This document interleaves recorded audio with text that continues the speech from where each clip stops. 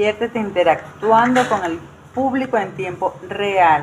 Nosotros estamos leyendo un libro que se titula Este dolor no es mío y vamos por la página 72. Lo escribió Mark Walling, que es un experto en escudriñar historias familiares. Entonces, él nos va a ejemplificar con otro ejemplo cómo se hace esto, cómo identificar las frases nucleares que nos van a servir para avanzar y dejar atrás esos traumas y conflictos que no nos ayudan. Ok, entonces, dice acá, Zack, que fue una de las personas que acudió al experto, tuvo que remontarse 2 generaciones para encontrar la paz. Estaba vivo por pura suerte. Después de varios intentos decidió por fin abrir la puerta al pasado de su familia. Zack tenía una frase nuclear que lo acompañaba desde siempre que él recordara. Tenía desde su infancia la sensación de que debía morir. Decía que había venido a este mundo para morir. Y la frase entonces de Zack era: tengo que morir. Por eso, cuando Zack tuvo la edad suficiente, se alistó para ir a combatir y a morir en Irak. ¿Qué tal?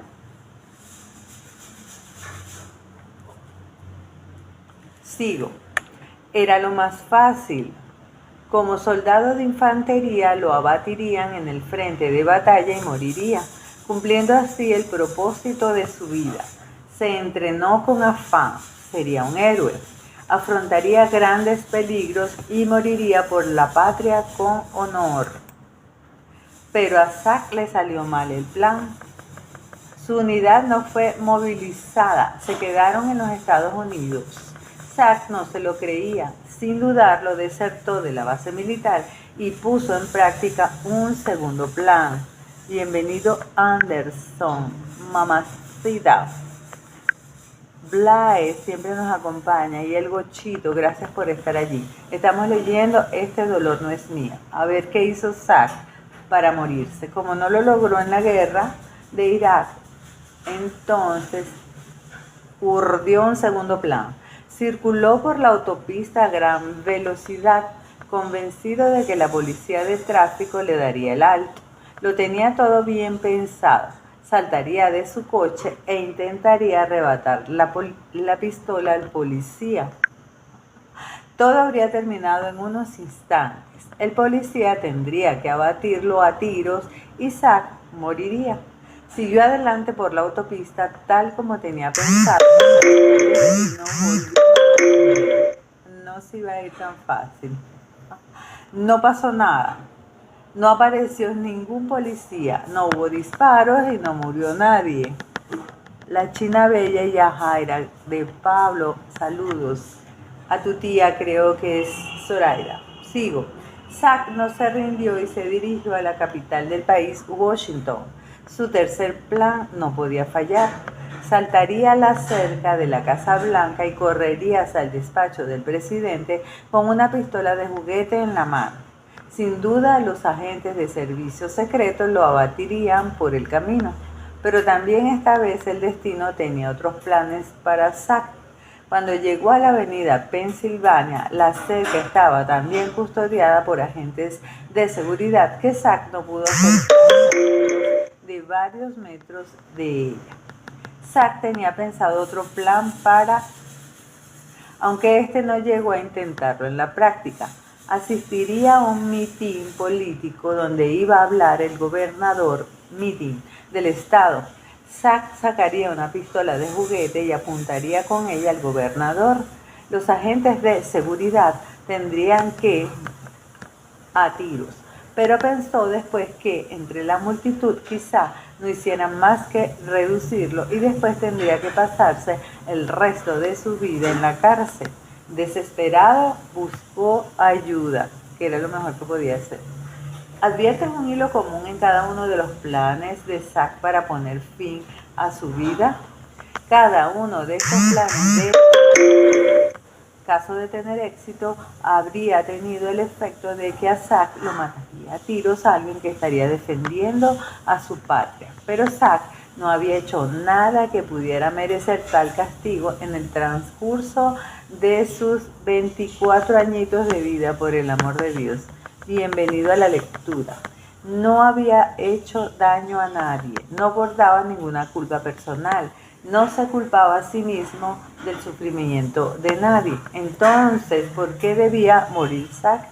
O más exactamente, ¿quién era el miembro de su sistema familiar que debía morir a tiros por algo que había hecho? Para saberlo, esta es la parte más importante, tuvimos, el autor, que remontarnos por la historia familiar de Zack, iluminados por su frase nuclear. Yarixa Rodríguez, bienvenida a la lectura. Para saberlo tuvimos que remontarnos por la historia familiar. Ok, en vista de que la queja nuclear de Zack, existían tres posibles preguntas puente. Y estas preguntas que nos vamos a hacer para nuestro propio ejercicio, Yomaira, es: ¿qué miembro de tu familia cometió un crimen sin recibir el castigo correspondiente? La otra: ¿qué familiar tuyo pensaba que se merecía que lo mataran a tiros por algo que había hecho? ¿Qué miembro de tu familia murió a tiros sin que la familia pudiera dedicarle el duelo debido? Fernando Mendoza, bienvenido a la lectura. Y entonces dice el autor: cualquiera de las dos primeras preguntas habría dado en la diana en el caso de Zack. La primera le trajo el recuerdo de una conversación que había oído casualmente cuando era niño. Nadie va a contar estas cosas y hay que averiguar. El abuelo de Zack, el padre de su madre, había sido alto funcionario del gobierno, oigan esto, de Mussolini, y sus órdenes habían llevado a la muerte a muchas personas, lo debía. Cuando la guerra tocaba a su fin en Italia, había conseguido cambiar de identidad con documentos falsos y huir a los Estados Unidos. A los miembros de su equipo que se habían quedado atrás los habían detenido y fusilado. Cada uno había pagado su karma. El abuelo de Zack había burlado su destino. Había tenido suerte, o eso creía él. Sin que él lo supiera, el varón primogénito de la familia, su nieto Zack, heredaría su destino. ¿Qué tal? Como vimos en el capítulo 3, Bert Hellinger nos enseña que cada uno de nosotros somos los únicos responsables de nuestro destino y que solo nosotros debemos portar las consecuencias de este destino. Carlos P., bienvenido a la lectura. A ver, un poquito de café. Salud.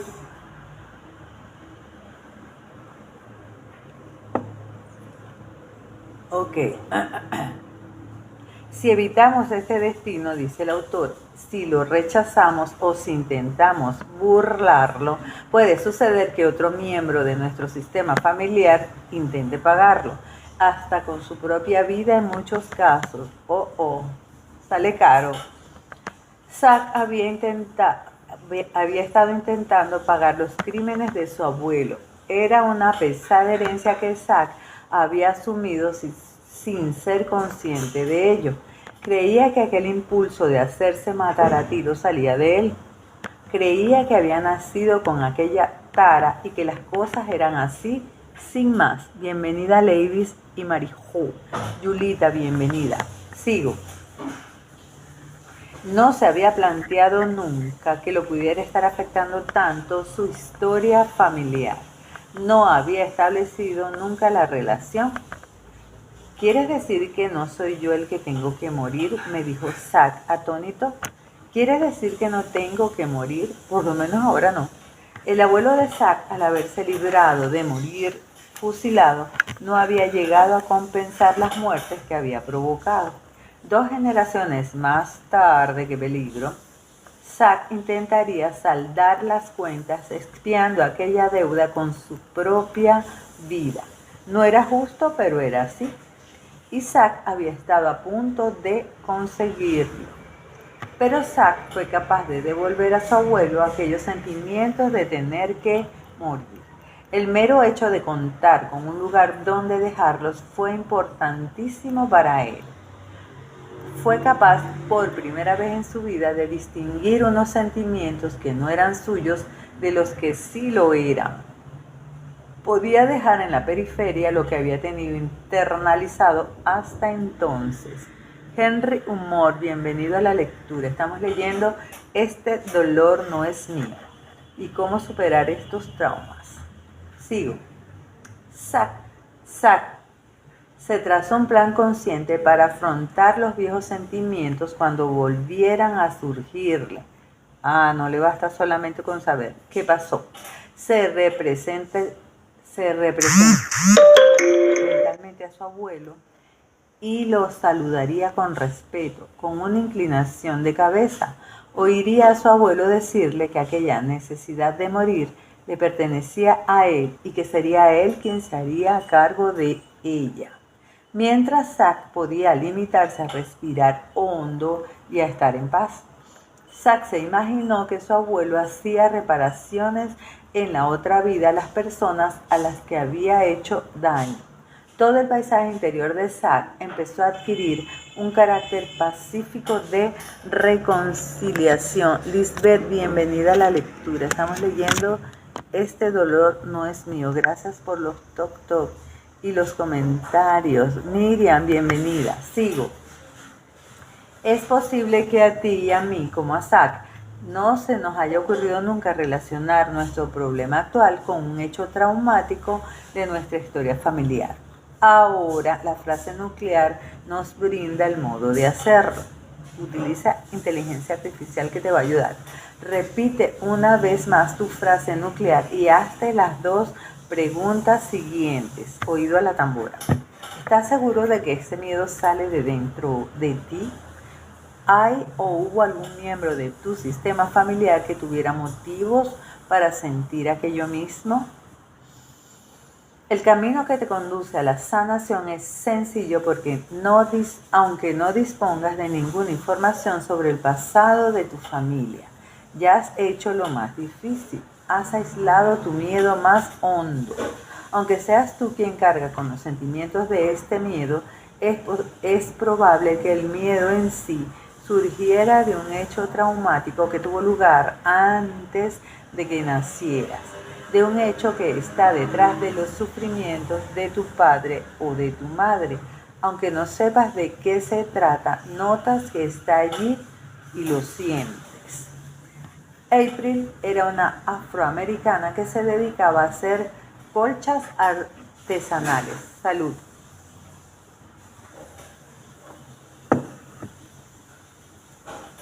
Ok, sigo. Hacía colchas artesanales.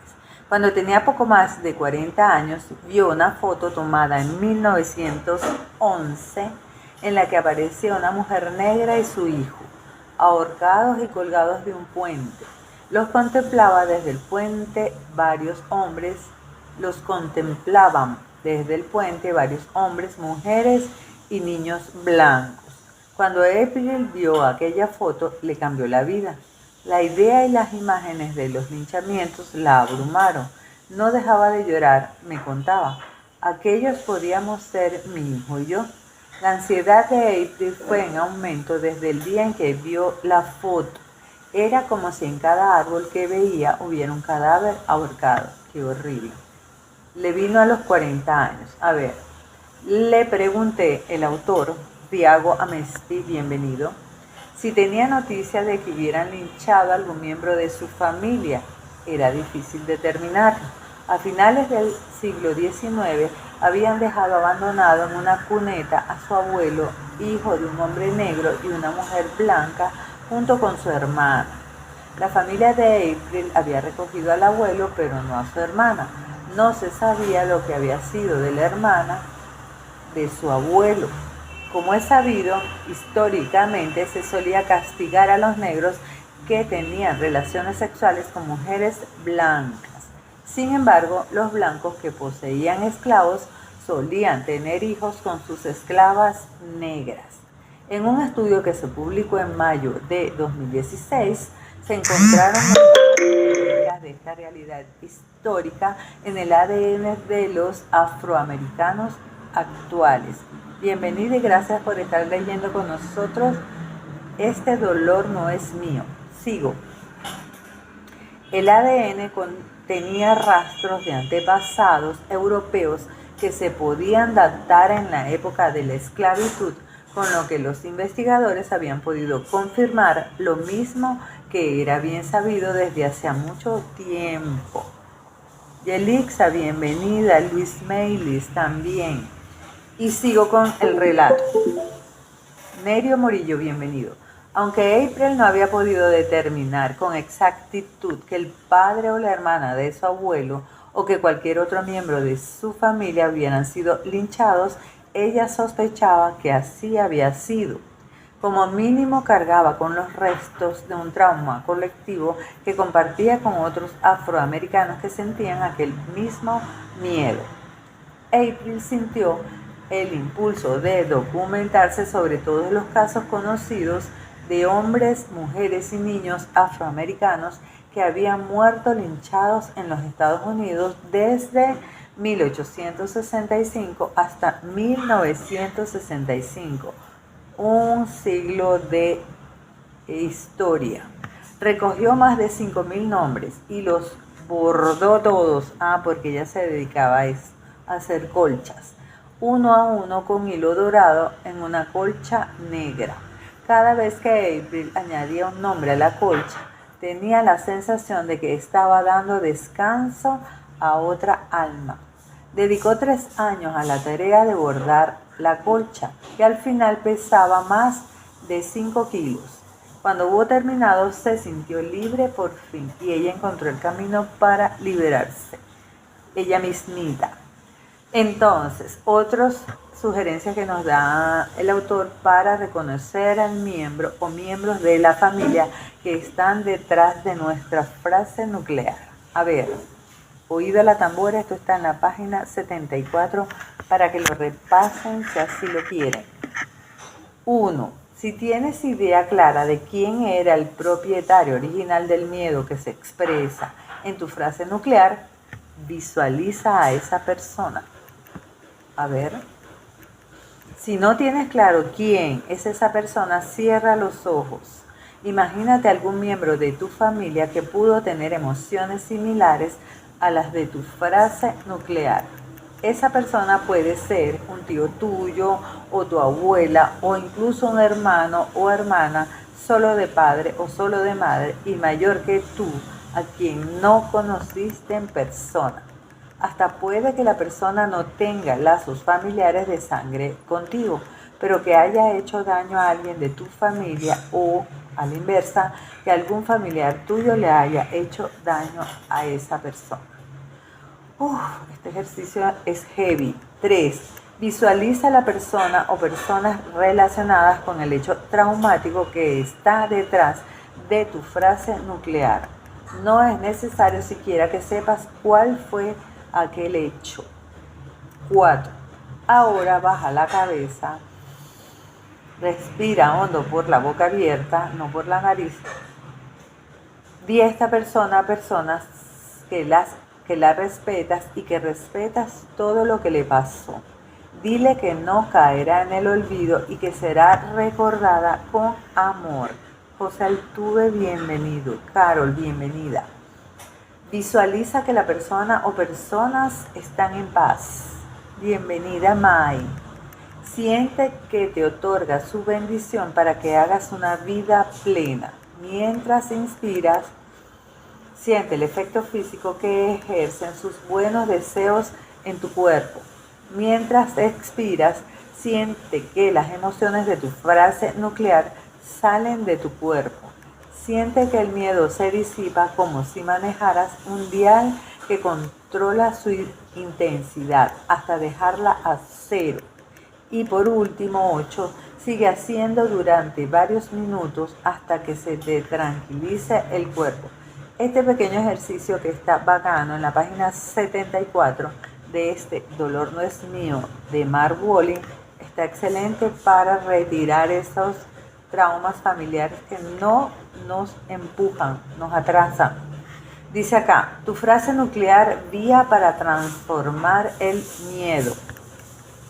y un poquito de café para leer esto.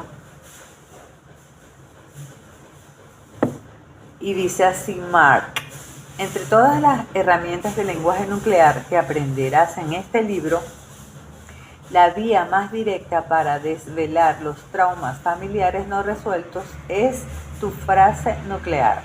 La frase que describe el peor de tus miedos. Escríbelo. Tu frase nuclear no solo te dirige hacia el origen de tu miedo, sino que te conecta con los sentimientos de trauma familiar no resuelto que pueden seguir residiendo en tu cuerpo sin saberlo. Cuando tienes a la vista su origen, puede empezar a aliviarse del miedo. Los 10 atributos clave de la frase nuclear son los siguientes. Oído a la tambora. Ok. 1. Suele estar asociado a un hecho traumático de tu historia familiar o de tu infancia. César Sánchez. 2. Suele ser una frase en primera o tercera persona, yo o ellos. 3. Aunque tiene muy pocas palabras, es dramática. 4. Contiene el lenguaje de fuerte carga emocional del mayor de tus miedos. ¿Cuál es el mayor de tus miedos? Yo lo estoy descubriendo. 5. Te produce una reacción física cuando se expresa en voz alta. 6. Puede servir para recuperar el lenguaje perdido de un trauma y para localizar el origen de este lenguaje dentro de tu historia familiar. 7. Puede servir para recuperar recuerdos de traumas que no se pudieron integrar ni superar. 8. Puede proporcionarte un contexto para que entiendas las emociones, las sensaciones y los síntomas que has estado viviendo. 9. Apunta a la causa, no a los síntomas. 10. Tiene el poder de liberarte del pasado cuando las pronuncias. Haz tu ejercicio allí. Salmo 139, Jesús Salazar y la princesa, bienvenidos a la lectura. En el capítulo siguiente dice Mark: aprenderemos a construir el árbol genealógico para encontrar el trauma nuclear que está relacionado con tu frase nuclear. Pero antes de pasar a ello, vamos a trazar una vez más el mapa de nuestro lenguaje nuclear, del tuyo y del mío. Y aquí viene otro ejercicio que va a quedar allí para completar lo que ya hemos hecho. Ejercicio escrito número 9. Trazar el mapa de tu lenguaje nuclear. Fran, Elsa 2301, bienvenidos. Ahí va.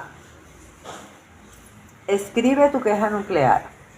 A modo de ejemplo, esta es la queja nuclear de Mari, cuyo hermano mayor nació muerto y no le pusieron nombre ni volvieron a hablar de él, lo ignoraron. No estoy integrada, tengo la sensación de que estoy fuera de lugar, me siento invisible, no me ve nadie. Me parece que estoy observando la vida, pero que no estoy dentro de ella. Esa es una de las frases de la chica. Escribamos la nuestra particular. 2. Escribe tus descriptores nucleares sobre tu padre y tu madre. Los descriptores nucleares de Mari eran estos. Mamá era amable, frágil, cariñosa, deprimida, preocupada y distraída. La culpo de no haberse ocupado de mí. Yo tenía la sensación de que realmente era yo quien debía cuidar de ella. Por otra parte, papá era divertido, solitario, distante. Estaba poco en casa y trabajaba mucho. Lo culpo de haber estado tanto tiempo ausente. 3. Escribe tu frase nuclear, el peor de tus miedos. El miedo peor de Mari era el siguiente: me sentiré sola y excluida.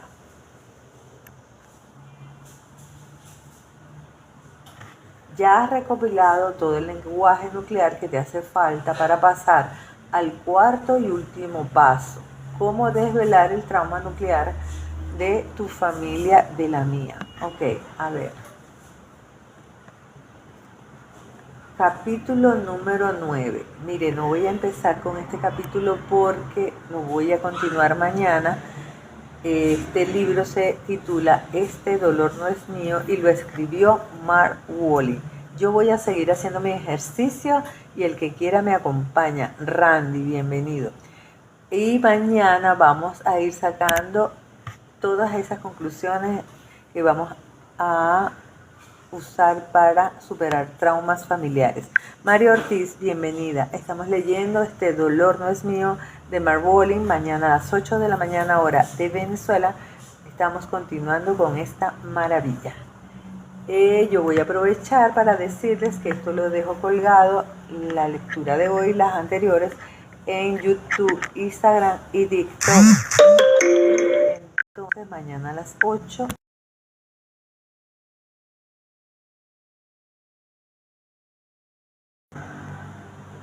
Continuamos viendo y leyendo el libro y haciendo los ejercicios.